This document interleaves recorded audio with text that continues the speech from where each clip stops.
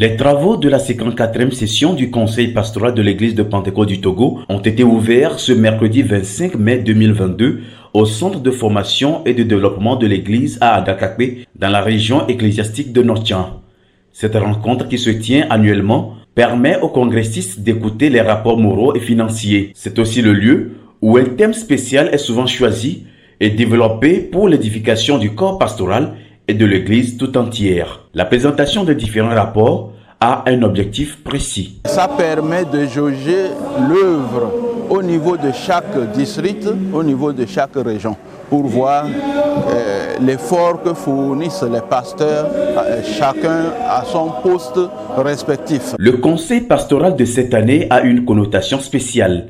Il est en effet couplé de la tenue de la 11e session du Conseil général de l'Église. Ce conseil général qui démarrera le jeudi 26 mai est l'organe suprême de notre Église et c'est dans ce conseil que des grandes décisions sont prises.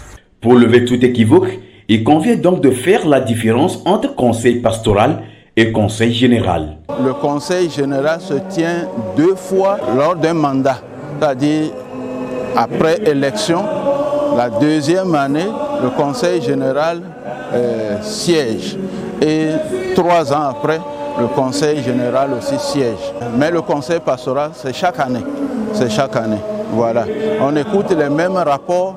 La différence, c'est que c'est un rapport de 2 ans et un rapport de 5 ans.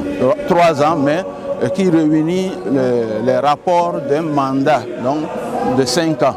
Et pour ce conseil général qui sera électif, ce sera un bilan général des 10 ans des dirigeants de l'Église. La grande attente à l'issue des travaux de ce conseil général sera l'élection d'un nouveau président, de son secrétaire général et des membres du conseil exécutif de l'Église. Ma prière, c'est que Dieu puisse trouver un homme selon son cœur pour diriger l'Église et tous ceux qui vont constituer le conseil exécutif soient élus, non pas selon nos émotions, mais selon la direction que nous donnera le Saint-Esprit. Nous prions que la volonté de Dieu soit faite.